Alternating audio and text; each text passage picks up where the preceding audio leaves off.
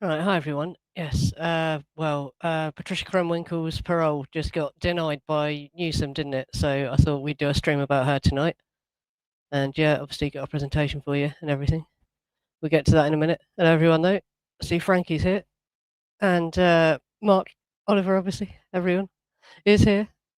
And yeah, I want to mention the Substack as well, because that's getting a lot of positive feedback. People are sharing it. There's another Charles Manson subreddit that's really good, and the people on there are giving me positive feedback on the Substack, and I share them on the community page. Obviously, there's over 36 articles on there now. Always going to be free to read as well. Don't worry, I won't put the main articles behind a paywall. But if you do become a paid subscriber, you'll get a few extra things. But yeah, well, this is it. It's a political thing, though, isn't it? Yeah, everyone hates him so much. This is the only thing, isn't it? Yeah, that no one can criticize him for, really, isn't it? Yeah. Yeah, because there is a lot of negative. Everything else I hear about him is how much people hate him for how much he's screwing everything up and that. Yeah, he's not a popular guy, is he? Definitely not. No. Yes, I'll get on with the presentation quickly so we've got something to talk about.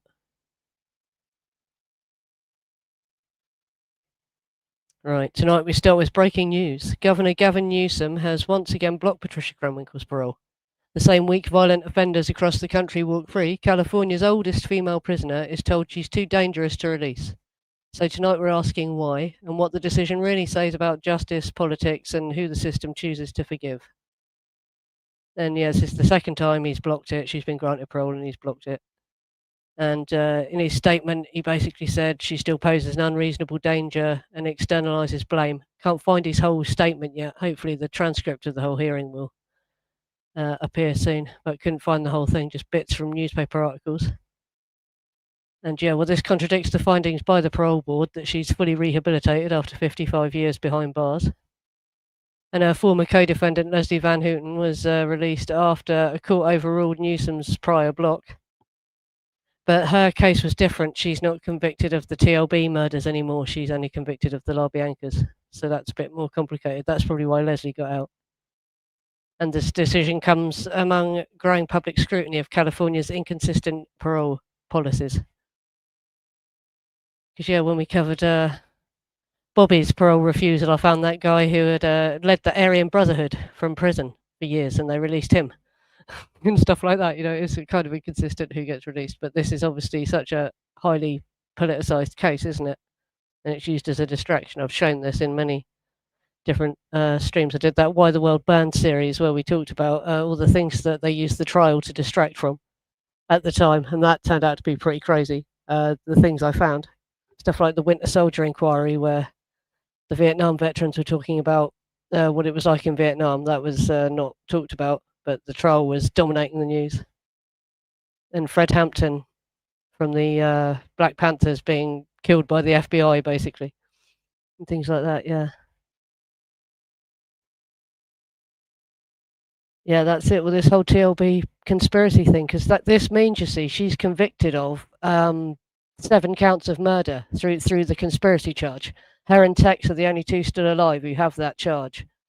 But just in case people are watching this who don't know what she actually did, she actually, whilst Tex was stabbing Wojtek Frykowski, she chased down Abigail Folger and stabbed her really brutally, but couldn't ultimately kill her. Tex had to come over and help to kill Abigail Folger.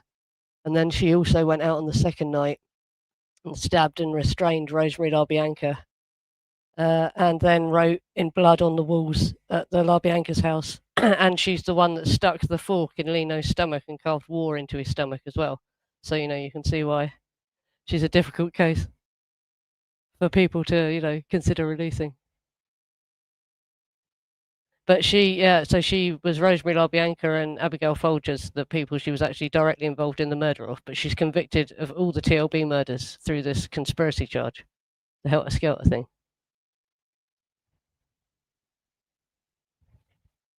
Yeah, well, this is the thing as well. She claimed she found no one in the guest house, but yeah, is it possible she just didn't want to kill anyone else that night and she just shushed him and pretended she hadn't found him? She spared Gerritsen, maybe. Patricia didn't speak much at trial. She was hard-faced, often expressionless, and said little.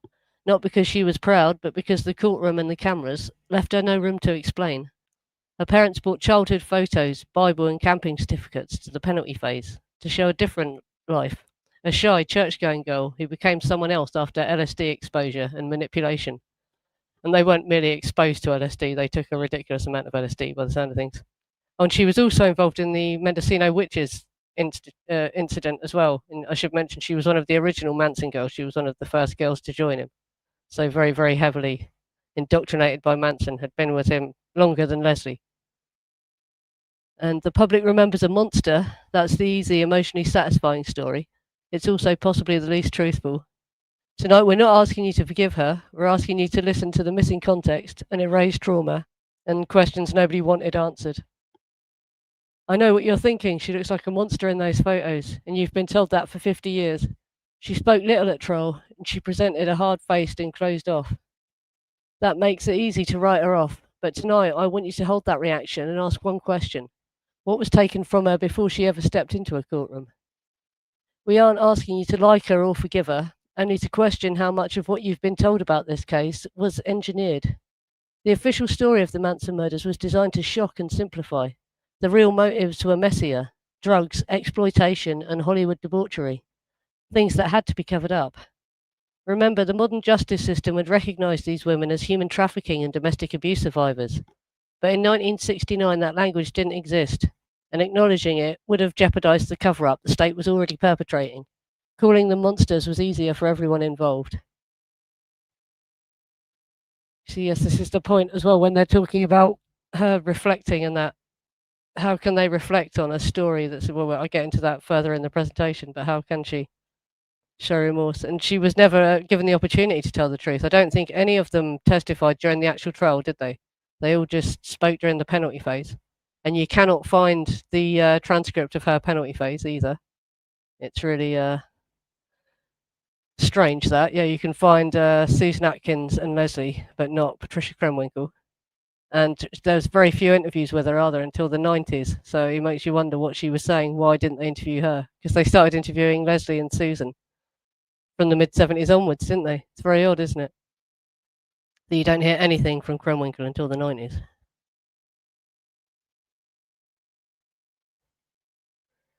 Yes, and the only one who got evaluated was Tex. Out of all of the Manson defendants, only Charles Tex Watson received a comprehensive psychiatric evaluation that we know about. Krenwinkel's mental health, LSD exposure, and coercion under Manson were never fully examined. Today's parole laws recognise youth trauma and coercive control, but her case remains stuck in 1969 moral panic. The same system that forgives men with psych evaluations refuses empathy to women written off as monsters.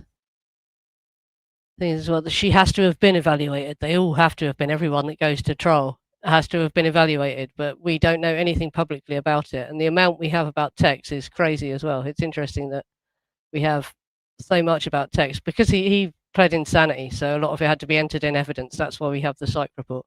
I meant to have it here to hold it up to show you how much it is. It's over 300 pages long. It's a really huge file. And, there's none of that for the girls. We don't know what they said about the girls. It's been kept hidden. And when Ronald Hughes died, I think he might have been trying to get Leslie to plead insanity. When they found his documents, the only thing that was missing was Leslie's psych report as well. So I think he might have been trying to get Leslie to plead insanity when he got bumped off. Well, at first I didn't believe he was bumped off, but when I looked into it, I think it does sound like something dodgy happened to Ronald Hughes, yes. That was Leslie's solicitor, and he was initially Manson's solicitor for a bit as well, I think. But he knew the Manson family for a long time through Phil Kaufman. So when Manson was trying to get record contracts and record records and all that, yeah. Yeah, I know. 300 pages. It's more than 200. I know, yeah, it is crazy, the amount of information, the result of his EEG, everything. But nothing about the girls. They don't want us to know, obviously, because they probably should have pled insanity as well. So the whole trial should have been a mistrial. That's why.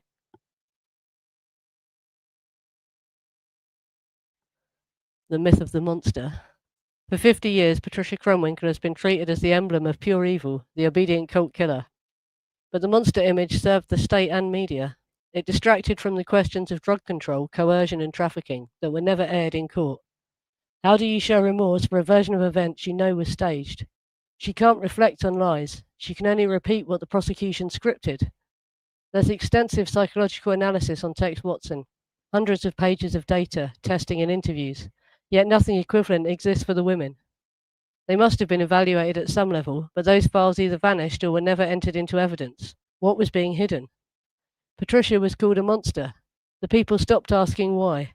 But monsters make convenient headlines. They stop you from looking at who benefited from the story. There's a library of psychological data on Tex Watson, but the women, nothing. Either those evaluations disappeared, or someone decided the public shouldn't see them, and that silence tells its own story.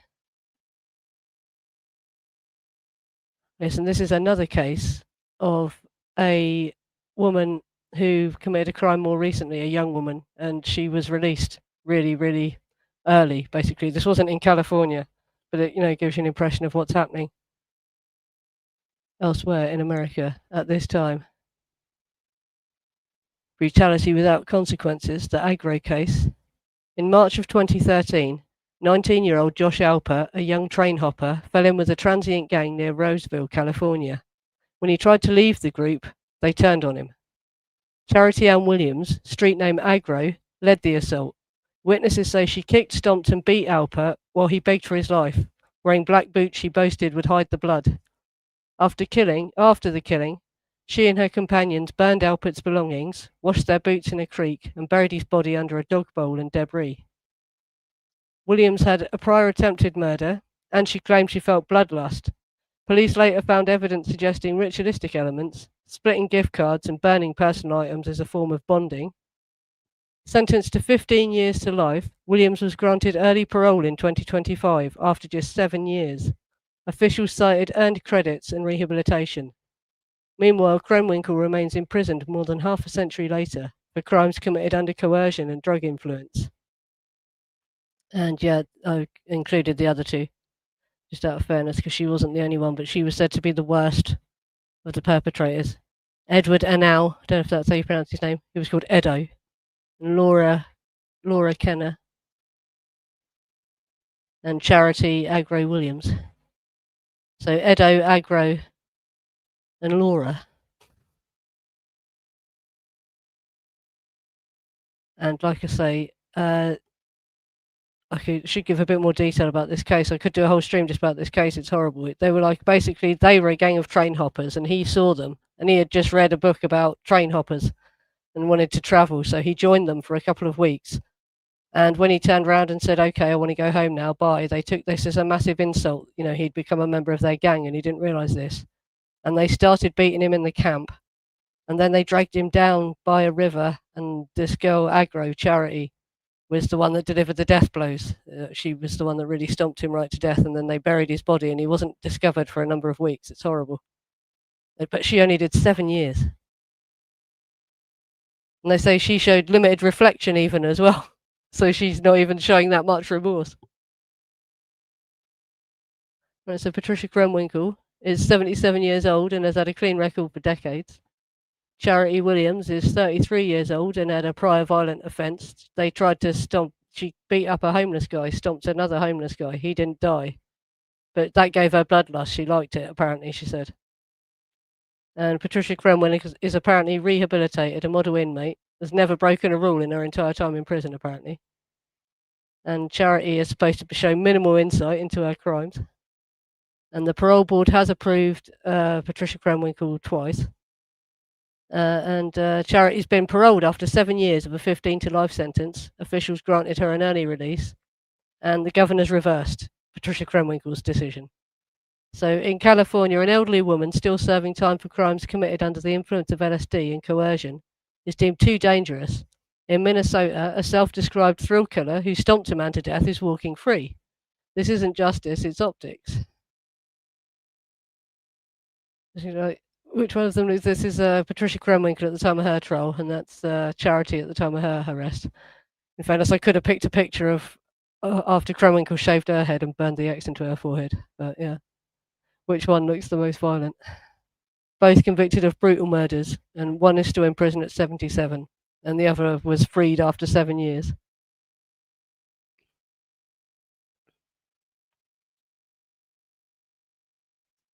Right, yes, and how can they show reflection if they've never been allowed to tell the truth?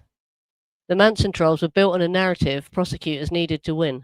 The helter-skelter myth, the cult narrative, and refusal to explore the drug and human trafficking links. If the foundation was false, how can parole boards demand remorse for a version of events that never happened? Many survivors of coercion cannot reflect honestly when their truth was buried under political theatre. The justice system has never created space for these defendants to tell the real story, one stripped of propaganda and panic. Theoretically, new proceedings could reopen the cases with the death penalty off the table, allowing the defendants to finally testify without fear of execution.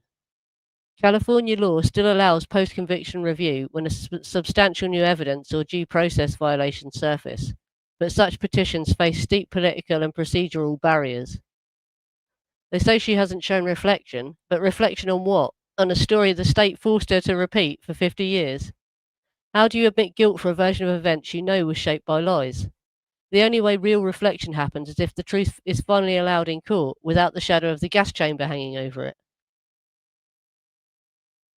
Because, yes, well, obviously, and when you watch the footage of them at parole hearings, you can see them struggling to remember what they're meant to say when they're asking them about their crimes, because they've been obviously been told to memorize the helter skelter stuff, and it's just really, how can she, show reflection when she's never been allowed to tell the truth? People say, why doesn't she tell the truth? She's not been allowed. The case is there's a double jeopardy and all this sort of thing. I get into some of the legal reasons in a minute.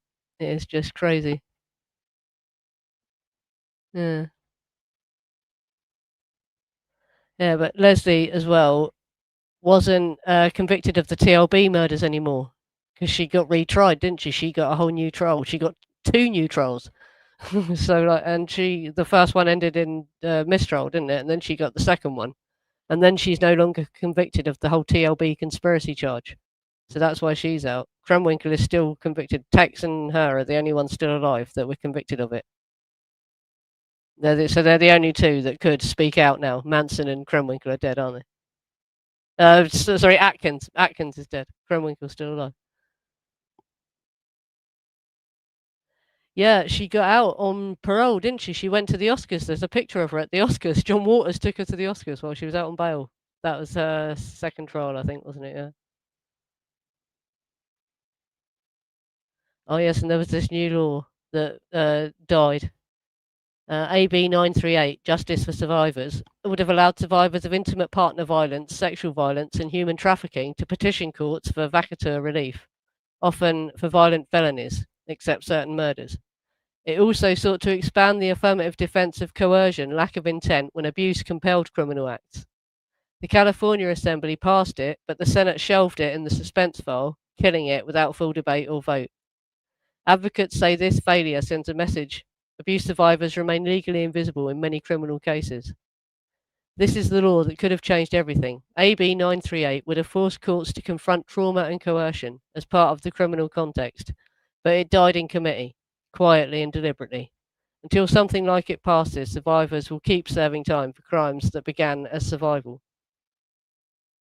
So there already are laws that says he has to take into account abuse and stuff like that, and it's unclear whether he really has as well. So she could appeal on that ground. But this new law would have really made a big difference because of what I just said there, obviously. And yeah, this is why California doesn't want this law. AB 938 could have opened the door for hundreds, possibly thousands of women to argue their crimes were tied to coercion, trafficking, or abuse. Prison advocacy groups estimate that over 70% of women in California prisons are survivors of domestic or sexual abuse. Many were convicted of violent crimes against pimps, abusers, or violent customers. If applied retroactively, AB 938 might have led to mass resentencing and parole eligibility.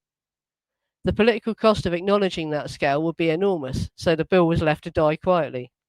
This is why the Justice for Survivors Bill terrified the state. Imagine the scale: decades of trafficking, coercion, and abuse from the Manson era onward, for them to still be alive in prison. Obviously, it was going on before the 60s, wasn't it? Imagine how many women are in prison for killing a man who was exploiting, or brutalizing them. California would have had to face the truth if this law had passed. They'd rather bury it. Yes, because imagine that if a new law came in and suddenly every woman that's doing life for murder who's possibly murdered a violent customer or a pimp or, it was as a result of abuse, basically suddenly had to get parole, they would lose a lot of prisoners, wouldn't they? And they make money out of private prisons, don't they? Keeping these people in prison for life. That's the other scandal in the prison industry, isn't it? Yeah.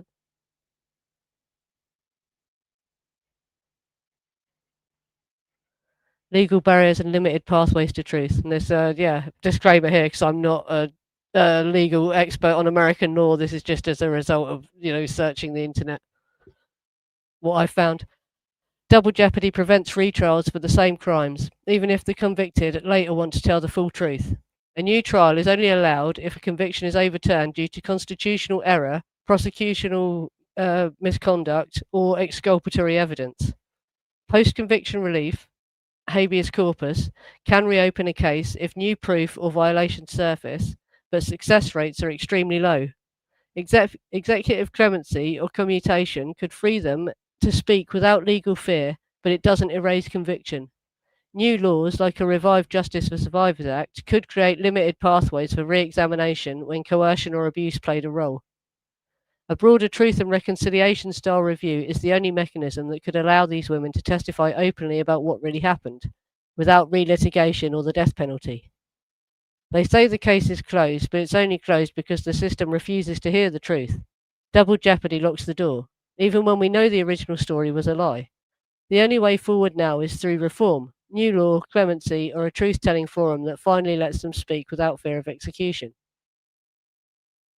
But there's also the other women, isn't there, who could testify about it, like Diane Lake, Gypsy, Catherine Sher has spoken about Manson being a pimp. If those women, they're not at risk of getting convicted of murder or anything, are they? If they testify about what Manson did, because Diane Lake was underage and was pimped out by Manson as well, and Ruth Ann Morehouse, if she would, she could testify, couldn't she, that she was pimped out? That would be mind blowing if that happened.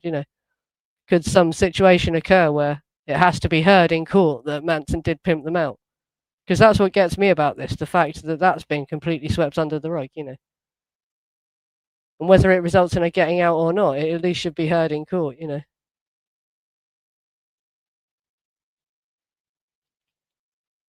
Oh, yes, and these are just a few of the photos from the penalty phase. That's a Bible certificate that she got for memorizing part of the Bible. 3 of those photos are from the penalty phase, and the other 3 are her yearbook photos. What she looked like before Manson, basically. I'm sorry, they're not very good quality. They're like bad scans from evidence boxes. But yeah, when she was a little girl. During the penalty phase of the Tate LaBianca trial, Krenwinkel's parents brought personal mementos to court to remind the jury of who their daughter had been before Manson. Photos show Patricia as a young girl in her Easter dress. These were quiet attempts by her family to restore a sense of innocence and identity in a courtroom already consumed by horror and spectacle. The images stand in stark contrast to the cold, dehumanizing photographs used by the media. They reveal the person beneath the monster narrative. A child once nurtured in faith and community, long before LSD and coercion turned her life toward tragedy. She was 21 by the time she was sent down for 7 counts of murder because of all this, She was ever so young. And that's supposed to count when they're taking into account whether they deserve probation or not as well, how young they were when it happened and all this sort of thing. And yeah, I did read in the newspaper articles the coverage of her testimony. As her parents were going up to testify, she mouthed the words, "For all the good it will do me," apparently, and stuff like that. Yeah, so she looked gone in court. This is why, it's so hard for people to have any sort of sympathy for her, isn't it? And I don't blame people who don't, I'm just asking you to consider things differently based on, and I've done many other streams. If you've not heard of all the other theories about what the hell this really happened at CLA Drive, look at my channel. So what happens next? Patricia Krenwinkel remains incarcerated at the California Institution for Women in Chino. Her next parole review date has not been announced, but it is expected to be within the next few years under California's standard review cycle. Legal options are limited. Her team could seek judicial review of the governor's reversal or petition for executive clemency, though both are rare and politically charged. Political pressure and media attention remain key influences. Ongoing advocacy may yet reopen discussion of her case. For now, Patricia remains where she has been for most of her life, behind bars. But this story is far from over. The question is whether California will ever confront what it means to keep punishing someone for a version of events that was never the truth. Yes, and I just put some discussion questions up, sort of thing. And guys, if you want to join now, I was going to get the other guys to join me for the end of this stream, just to create a bit more conversation.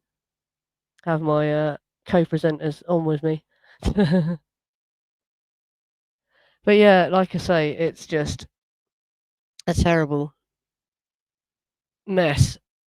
Because how can they show reflection when they've never told the truth, and they've never really been allowed to tell the truth? Even if they did, it's because of double jeopardy. They can't be retried for the same thing unless new evidence comes up. Because one of the reasons that Leslie was retried was because Ronald Hughes died, so there was some kind of procedural misconduct, basically.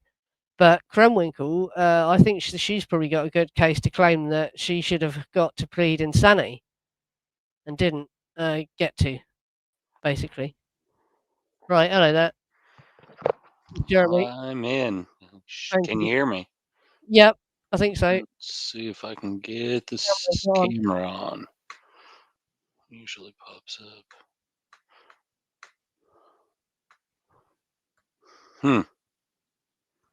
Right, oh, is point.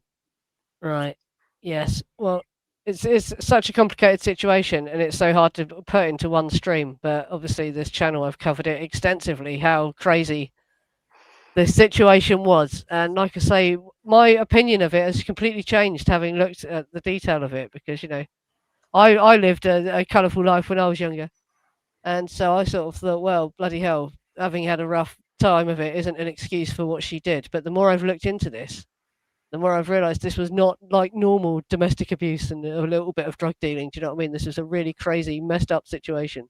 It's very, very complicated. Well, it always is. I mean, Yeah, everybody's kind of got their past, and I mean, like I had a wild childhood, raised by hippie parents, yada yada, all kinds of stuff. yeah. Um, but that's not an excuse. But we're not talking about No, exactly. We're excuses not saying, because yeah, it's an excuse. Yeah, she's yeah, but served her time. She's she's spent done. more Yeah, time for her crimes than anybody normally does for yeah, murder, and it's because of the bullshit helter skelter angle. yeah, That's the problem. And Gavin Newsom wants to look like he's doing the right thing by keeping her in prison because he doesn't ever do anything anyway. And like, this is the wrong hill to die on for him, for yeah. sure. That's But I it. mean, Yeah, it's just yeah. him trying to point score, isn't it? Because everyone hates hmm him. Everything you read about him is negative. No one likes him, does he? He's not a good guy. He's Yeah. not. But that's not what this is about. But yeah, No, but no, but yeah, he's yeah, a piece of work, for yeah, sure. And so that's kind of what we have going on here is just this whole um witch hunt, and it's based on the bullshit that Vincent Bugliosi has perpetrated. And then we look at it like, I mean, this is the same state that let OJ Simpson go. The yeah, OJ yeah, Simpson, who yeah, did brutally kill Nicole and Ron Goldman, that's well established. And then yeah. you've got the fact that they didn't convict him for political reasons, and he went Mm. and committed more violent crime, internet Yeah, or well, he went to interstate. prison, didn't he, for robbing a Correct. guy of his own memorabilia? That was the Cor- mental thing. He had given a cor- guy a load of his memorabilia, hadn't he, when he was rich, and but then was he burgling went his house to steal it back or something, and that's what he went actually and went to held him prison at for. gunpoint, Yeah, went but what? and got a crew together and organized a bunch of Yeah, people to go in and get the shit. Is what happened. Yeah. sounds like the Manson case, doesn't it? Something that would happen in the Manson case, yeah. So yeah, they've got they've got their priorities kind of skewed anyway, and so like this, but the James, you say the state didn't let OJ go, a biased jury did. The jury represents the state, Yeah, okay, and so that's the thing. The state willfully mitigated their own case as well. There was so much, yeah, there's so much fuckery involved in that as well. mm. Yeah. Well, Acapella, But if OJ didn't do it, then this is what he would have Yeah. done, right? Was it if the glove doesn't fit, You must have quit. then quit? Yeah, Yeah, yeah. right. but see, Yeah. the thing is that you have to remember with the Mm. OJ thing is that it still went in favor of Hollywood. Mm. Just like the conviction of the Manson people went in Yeah. favor of Hollywood, and Yeah. that tells you that that's really what's still in Because charge she of worked. She worked. California. She worked at the Daisy from the age of 17, didn't she? And all this sort of thing I discovered when I did that stream about the Daisy. So was she exploited all over Hollywood and that? Did they not want Uh, her writing a book when she divorced OJ or whatever about everything that well, was happened? that Who it? I knows? mean, Yeah, yeah. but I mean, I don't even know if that's it or if they were trying Mm. to, you know, the, there's something else going on there too with the whole drugs angle and something. There's something they're covering up, I think, is what Capone's getting at.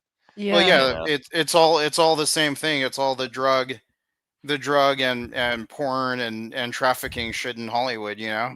because like Nicole and Ron Goldman, or well, I know Nicole, it wasn't like she was the sanctified angel that they're trying to make her out to be, much like Saint Sharon Tate. Mm. They've kind of whitewashed her past and her history too. When her Yeah. and OJ were both doing all the drugs and screwing all the people all the time and having group sex and probably making pornos and the whole bit, Yeah. because that is what they're into out there. Mm. Well, like I say, she was a waitress at the Daisy from a young age. Well, she wanted to Yeah. be famous. She wanted to be a model, and that's why she wanted to get with OJ, is because, she thought that was her ticket up. Mm. Hey, so I know earlier you brought up Ronald Hughes, and you think that he was definitely murdered now, Nancy? Yeah. Well, it was when I found out that after he had died, someone was still phoning up pretending to be him. That made Who me think, wow, that's it. who Yeah. do you, who do you think would have been behind that? Was that like the family, the Canadians, Well, or this like is the it. U.S. government? Well, he was going to try and get Leslie the insanity defense and maybe blow it all out the water, wasn't he? So possibly even the government, yeah, because they didn't want someone blowing the W- case, because they Well, had so here's carefully engineered here's a what I cover up. think. He was definitely trying to get her own trial and get her Yeah. separated out. So that left him not susceptible to the gag order that Judge Older had issued for Mm, everyone, and that left him not really a part of the whole helter skelter thing. And yeah. so they needed to keep her and keep all that real tidy for, I mean, they already had Tex getting a separate trial, which was bad enough. They couldn't really afford to have Leslie getting her own Mm, trial, to have a third version of events to go on the record, mm. right?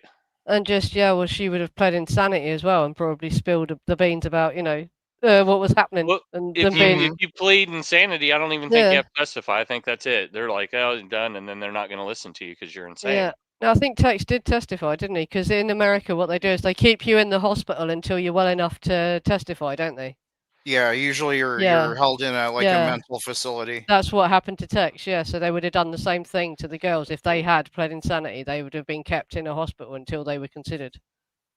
Mm.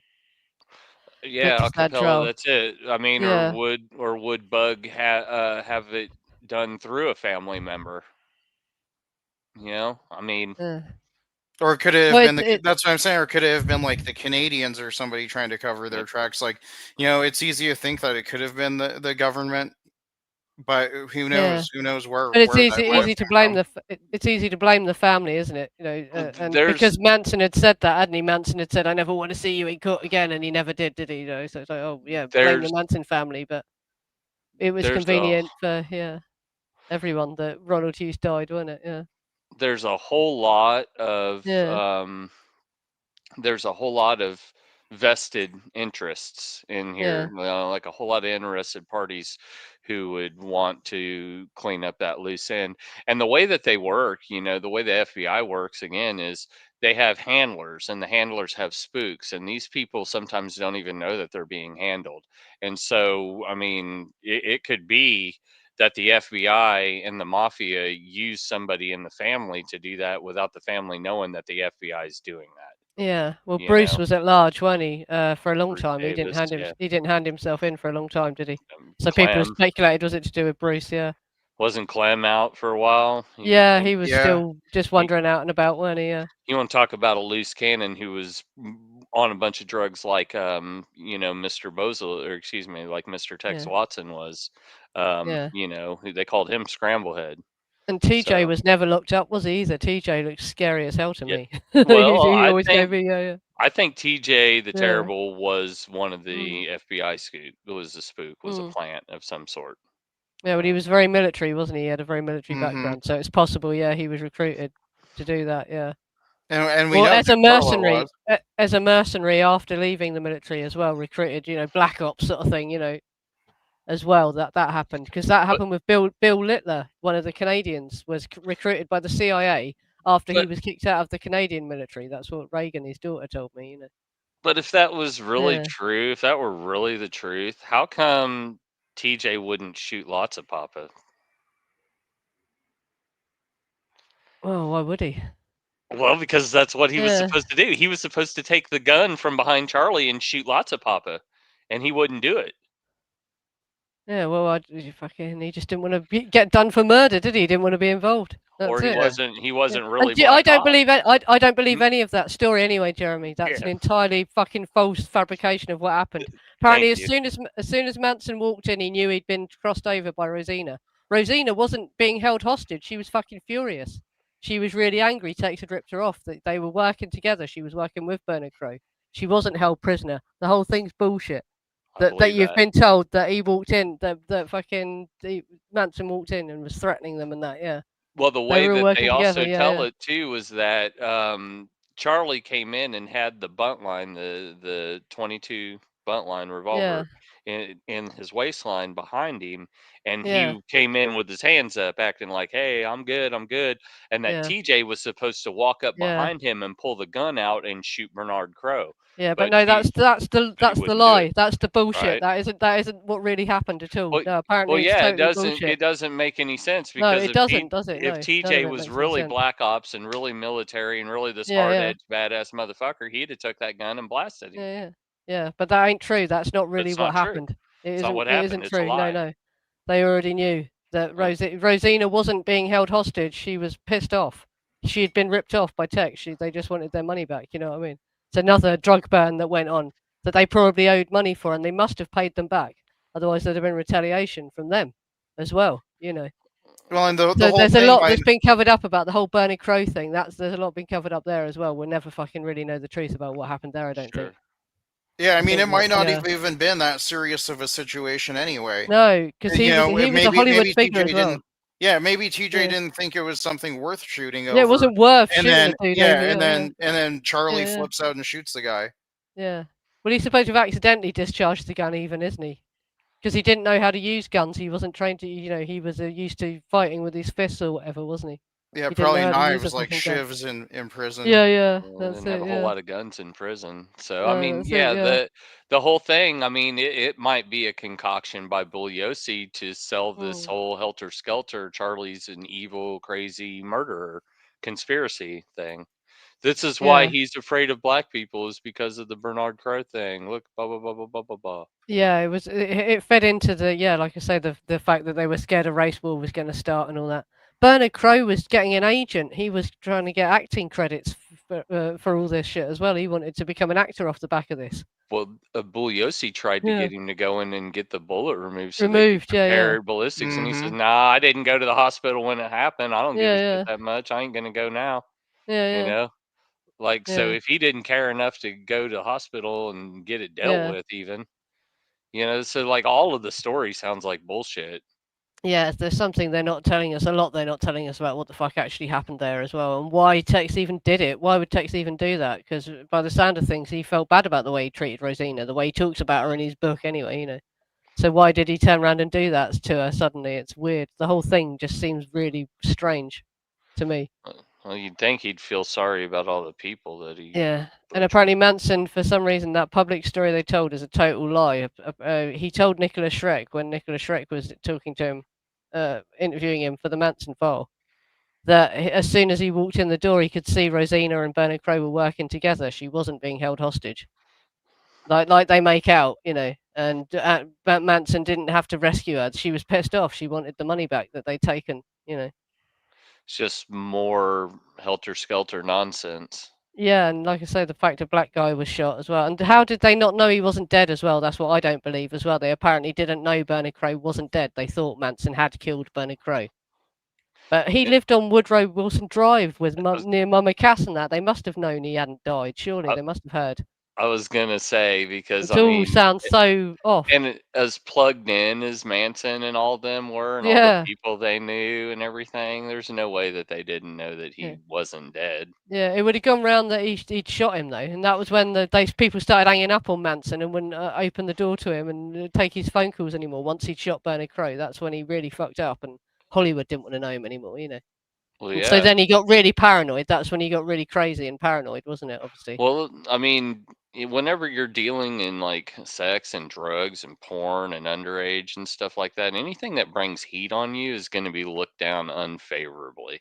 And so Yeah. that's really the moral code in that circle is don't get any police attention on us. Don't come around here if you've got people looking at you like that. And so like Manson had heat on him. Mm. And that's the thing that people didn't want around. It wasn't like they were afraid of him. They No, just yeah, it's just they didn't want you showing up with all your drama and the police, and Yeah. it ain't worth it now, especially with all the underage stuff going And he on. spooked people out as well. He had to dominate, didn't he? He was his own worst enemy. He had to dominate groups, and he wanted to try and make himself the leader of everything, didn't he, or whatever? Sure. That was his own downfall. He couldn't just let it ride, and be friends with people. Well, He had to dominate everyone. he was used to being around, one, he was older than everyone, and Yeah. two, he was around a bunch of girls That Mhm. worshipped that him, was literally serving. worshipped him Yep. as if he was God. Yeah, yeah. Well, if you're a celebrity too, you don't want to have the risk of, California Highway Patrol showing up when you're with a 14-year-old girl. Absolutely Even if you're gonna get away with it, it's still probably more hassle than what it's worth. Yeah. Well, it's a lot. It's easy to maybe just explain away the girl, but if you've got the girl and like, a quarter of a kilo of cocaine and a big old tank of nitrous that just got delivered and, Yeah. all this other stuff going on, like that's And the probably tapes, they could play pornographic tapes at Dennis Wilson's Right. house, so they probably had all sorts of porno in their houses Right. and all sorts, That didn't they? Yeah, yeah. that's the part that you can't really just explain Mm. and make go away, Yeah. There comes a point where the police can't just turn their head, and even LAPD, as crooked as they were, they had people to answer to, and they had to make busts and make a name for themselves. So sometimes they would offer up this. Nobody wanted to be the sacrificial lamb, like Robert Mitchum or Bob Denver when they got busted for weed in the 50s. Mm. Right. Steven, I don't know about saying that there was no heat at Cielo before Charlie showed up, because we know that Cielo and the Tate residence were both under police surveillance. Yeah. Absolutely. Yeah. I And mean, the FBI was watching CeeLo drive. But I mean, Stephen, what do you mean? Let's clarify before Charlie showed up, because Dean Morehouse lived there in 1968. Tex Watson was going there in 1968. Dennis Wilson, Charles Manson had met all these people. So how, okay, sarcasm. See, I didn't get the sarcastic font. No, They ran it as a party pad as well, didn't they? Melcher and Bergen and that were there. It was all like partying and all that, wasn't it? So Mark yeah, it was always Lindsay and Paul Revere and the Raiders lived there too. Yeah. I mean, they were a rock band. They were, party like a rock star. Party Oh, like Samantha and Egger. that was one of Melcher's bands. Correct. Samantha Egger died this week as well. I saw on Facebook. She had lived at Cielo Drive with the guy that made that Hell's Angel '69 film. What was he called? I talked about them in a stream as well. They lived at Cielo Drive before Melcher, I think. Samantha Egger and her husband at the time. Yeah, that house absorbed all kinds of vibes. Yeah, and also in that Warren Beatty's biography, it says that Sharon Tate and Roman Polanski, there was drug dealing going on when they lived at Patty Duke's house as well. So Roman was selling drugs when they lived there even. So I don't know if that's before Frykowski was on the scene even, when she lived at Patty Duke's house. But I was surprised when I read that in that Warren Beatty biography. There was already drugs being sold and she was used to seeing strangers in her living room because they were selling drugs back then even. So before they even moved to Cielo, there was drug dealing going on around Sharon and Roman, Yeah. And so Mm. that's why it's so hard to pin all of this on Patricia Krenwinkel and make her stay The in prison scapegoat of for her everything. Yeah, yeah, life, yeah, and all that. yeah. Because if you really look at all this and don't believe the helter skelter shit, you're like, man, Mm. she got caught up in it just the same as anyone else. And I Yeah, mean, I'm not saying, oh, she should be absolved of it and like, no, like have it expunged from her record or anything like that, but she served her time, yeah, let her get out. She's not going to hurt anybody. The only thing that she's a threat to, realistically, is a fucking bingo card. I mean, we're yeah. That's talking it. about my Yeah, grandma here. She's like 80 something, isn't she? yeah. No, I think she's in her 70s, and she's Oh, 55 years. She's done. She's the longest-serving female prisoner. she's 75. Yeah, yeah, and well, also you have to think about it. She would probably get better medical care in prison at this point as well. So I don't think she's rich. She's not got a fortune to go to like Leslie, has Especially she? in California. I'm sure that's Yeah, right. yeah. I mean, yeah, she's probably not ready for this world out here. That's it. Yeah, at this Oof. age, she probably is better off staying in prison. Sadly, isn't she? I But hate to say that. yeah, yeah, Mm. yeah, But yeah, I mean, her crimes were what she got convicted for was way worse than LVH. And remember, LVH yeah, could have gotten away with what, doing only like 13, but they kept extending her. yeah. Well, if you look at the outcome of her third trial, she should have been released sometime in the 90s. But because of the association with Manson, the governors all kept saying no. She should have got out Mm. in 77 when she got out. When They she gave it. was They gave her 20 years to life after that. So from the right. trial, even it's sometime in the 90s, she'd done 20 years. So they When should have she been when letting her she out was out on sometime. appeal, Yeah, when she was yeah. out on appeal, that should have been like a time served No, I don't situation. know. I think for what they did, they should have done a good long stretch. I think it was a Mm. fair, but I still think Leslie did more time because she only was involved on the second night. And do you believe really though that she didn't stab Rosemary at the time? At the penalty Yeah, phase, she sounded so definite about it that she I did stab Rosemary while she was still alive and all because she that. had to say that to get out, man. I Well, believe well, that later on she said she didn't, did she? She said she didn't stab her while she was alive and she I was terrified and she only stabbed her after she was dead. And I believe in my yeah. heart of hearts that she stood in the corner freaked out about what was going on, and Tex wanted to make sure that everybody got Mm. their hands dirty, so he made her go over there and stab Rosemary LaBianca when she Well, was already dead. but you don't think that Absolutely. whilst Leslie and Krenwinkel were wrestling with her in the bedroom, you don't think Leslie stabbed her at all while she was alive? No, No, I don't think Leslie or Patricia did. I think Tex came in and was that because they Rosemary was still fighting them and when she was until stabbed Tex in the came in. chest. She was stabbed in the chest as well, and she And looks like Hmm. she was trying to yeah, crawl out of the room, and Tex walked in and banged her in the back of the neck. That's her oof, fatal blow, is to the back of her neck. She was trying to oof, crawl out. So she had already been stabbed in the chest by someone, and was that just gotcha. Krenwinkel, or do you think Leslie did some? Krenwinkel, You don't think probably. Leslie did any? See, I question whether Leslie really did stab Yeah, her while she was, and she helped restrain her at least. She was helping hold her while Krenwinkel and see what we're talking stabbed her. about is Yeah, reasonable doubt, and there's enough reasonable yeah. doubt there We've only to got their word for it, haven't we? What what yeah, what happened? We don't know, do we? What Well, happened? we got Bug's word for it. we've Yeah, got haven't we? Basically, yeah, three yeah, different stories, and we know that at least two of them are bullshit. yeah, yeah. The only account we've got is what Leslie said at the penalty phase, basically, and that's probably crazy bullshit, isn't it? So. But at the penalty phase, she very definitely says she stabbed Rosemary LaBianca while she was Yeah, alive right. and didn't feel anything, felt like a shark and all this sort of shit. She was very, very cold at the penalty phase when she spoke about it. It's only But later at her other trial she's come out with all this. She was terrified and couldn't do anything and only stabbed her once she was dead and all that. but again, I don't know how much of that I believe in that time Mm. because of so much mitigation going on. Yeah. Like Susan had already told two different stories Yeah, and well, probably recanted. about 5 or 6 in her life, probably, isn't it? And Bobby Right. Beausoleil has changed his story a million times as well. Correct. If you look at Bobby, yeah, yeah. So it's really hard to know. Yeah, they all have. Yeah, yeah. It's And, just and that's crazy, why yeah. you had so many lawyers quitting and stuff because they were like, no, they told me something different. We're not going, Yeah, this isn't real. Like, you can't do this. yeah. Well, there's that clip of Linda Kasabian's lawyer saying, "I can't tell you what she told me, but it was scary. So whatever it was, it's terrifying. What really happened, these lawyers know Yeah. about what really happened."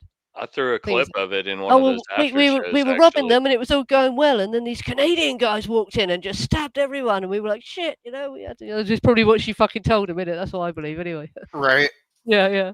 Pete or Dawson she ran in told and just slit everyone's throats, and we were Or all like, she told him the truth. She was like, "Fuck, I yeah, did go in there, and they owed me money, and we went up there for all the porn videos, and there's yeah. Jane Fonda fucking a dog in Yeah, there." we saw Jane Fonda shagging the fucking. Oh Like, my god, there's yeah. videos of that. And the cops are like, "Oh, we got to Yeah, see and that then they video." chained her up and whipped her. All right, yeah. Oh my god. They Yeah. gave her the doiling. Yeah. Yeah. Oh god. Yeah. This is the So, kind of rumors about what the hell these girls had fucking witnessed or been involved in as well, possibly because there's loads of rumors about them being up swimming in the pool. Gypsy was up there and is swimming in the pool, and even in Cranny. Helter Skelter, Krenwinkel, Bugliosi says something about if you're going to say Krenwinkel's fingerprint was on the door from a swim meet weeks before. I'm going to Yeah, say the well, you maid can't say that. washed the door. Winifred Chapman washed the door on Yeah, that's Friday. it. So how did he know Krenwinkel specifically had been up there and been in the pool? Because the Well, I door mean, her fingerprint was on was the door out to the pool, wasn't it? From Because Sharon he had the Needles. video. Yeah, that's it. He had the video of her in the pool, probably. Yeah. Yep. And Yeah. then Dean Morehouse lived there, and Tex Watson visited Dean there several times. Yeah. So Tex Watson's fingerprints conceivably could have been all over that house. Yeah. And did Garrettson witness her in the pool? He says something about there Right. being a woman filmed in the pool. And is that why she spared him? Because she thought maybe one day he'd testify about that. But he was just absolutely shit scared, obviously, wasn't he? And would never say anything. I think she had a Yeah. turn of conscience. Yeah, she just didn't want to fucking anyone else to die. Or, Possibly. um, We also speculate he was involved somehow, that it was part meant to be a robbery, and when people started dying. Or as Capone alluded to, Yeah. that he was actually a part of things. It was a part of the lookout crew or the alert crew for the trunks. Yeah, Yeah. at least he was tipping off people like, hey, the trunks are getting dropped off today. You guys have to come do this tonight. Yeah. I was And stuff watching like that, yeah. something about Sharon Tate's mom, who, of course, Sharon Tate's dad, who is military intelligence, did a lot of investigating on his own, and he told her mom what he found and stuff, and she's adamant that Sharon wasn't even supposed to be there that night, and that they didn't think she was going to be there It's that a night. horrible and story. I'm that finding they out didn't. she didn't even want to go back from London. She wanted to stay Right. with Roman in London. But Right. he sent her back. He made her go back to that house, knowing what Fikowski and Sebring and that were doing there. I think he wanted her to lose the baby. I want to believe he didn't mean for her to die, but I think he wanted her to lose the baby. He hoped the stress would make her lose the baby or something. He didn't Or care. go back and OD Yeah. on, or go back and Yeah, have or Franco and Gibby OD her somehow. Yeah. Put something in a drink or whatever, yeah. She probably didn't fucking trust him, didn't drink any drink she didn't pour herself. She probably knew what was fucking going on. That was what it was. They couldn't get her. But Horrible. what they had going on too was such with the movies they were making, Rosemary's Baby, and then the movie that Sharon had went to make over in London was a movie about Satanism and stuff. So they were already really flirting with the darkness on every level. Yeah. And I think it had something to do with the trunks. I think he sent her over because, one, he wanted her clothes to pack drugs in the trunks, and then he also wanted her as his eyes and ears over there because he needed Gibby and Franco to move the dope, but he didn't 100% trust him because he knew that Franco was an opportunist. Yeah. So I mean, that's just the way I see it. Yeah, and I think there was possibly an attempt to run the Canadians out of Hollywood. That's what the Doyle thing was about. I think they thought that would scare the Canadians off somehow. Yeah, Or if something Rome, crazy like that. Yeah, that's the only motive I can think of for them doing something that ridiculous. if And they were Roman fucking was wrong, like, obviously. Yeah. if Roman's Yeah. like, I can, if I can send this MDMA over from London, we can cut them out of the game, and Yeah. we'll have the exclusive plug on MDA. Yeah. Anyway, we're getting to the 1 hour mark anyway, so start wrapping it up now, and I'll go and do an after show. We're still meant to be talking about Krenwinkel, summarising Krenwinkel in it, basically. Now, yeah. I do want to comment on Steven's comment. Rosemary's Baby has the same logo on the book and on John Lennon's Mind Games. Well, yeah, and Rosemary's Baby was shot at the Dakota Yeah. Mm-hmm. And the guy that died that they threw out the window died right there by the concierge lobby where John Lennon No, was it's a shot. girl throws herself off the roof, isn't it? In Rosemary's Baby. I thought it Yeah. was. I No, a thought it girl was. jumps Oh off the yeah, roof, yeah, the girl and she jumps Yeah. off lands the roof. right That's by the right. door. That's But right. there's a logical explanation for that as well. If you're a filmmaker and you're filming that building, you would frame the middle of the building, and that's where the Sure. doorway is. And so that is why they would have her land by the door. And he was shot right by the door, wasn't he? So there is a logical Yeah, explanation for could that. could But everyone be. goes, "Oh look, she lands right where John Lennon was shot." But yeah, actually, Right. there's a logical explanation for that. It's the And John center of Lennon the shot building, right by the and he door was because as he he's in was the going into neighborhood. the door. Yeah, he was going in. Yeah. So he lived there. He was wasn't going he? in. Yeah. Yeah. He was walking in. Yeah. Yep. But we'll talk about John Lennon in the future. Oh, we'll Yeah, talk we've still about got to do the Jane Fonda Hendrix. for you, James. We've got to do that Woo! Hendrix stream as well, Jeremy. I'll have to talk to you. We'll have to plan it because For I did. sure. I wrote blog posts years ago about Hendrix's death. That's a really another crazy story, and that yeah. There's a lot to unpack there. Yeah, And definitely. Yeah. here's the thing is it's all tied in together with this. Like there's this thread from World War II on where you talk about the Beatles and you talk about Hitler and you talk about Manson In the music and industry, all these music guys industry. that, Yep. that were like trained assassins. Michael Jeffrey was a fucking trained military assassin from Correct. World War II as well, and all this sort of Miles shit. It's like, Copeland. yeah, who the fuck was he? And he Yeah. ends up managing the police and what? Yeah. Now Sting, who's like the Yeah. biggest in the world, and he's not nearly as good solo as he is with the police, in my opinion. But that's No, but it's fucking strange situation, isn't it? The whole thing. yeah.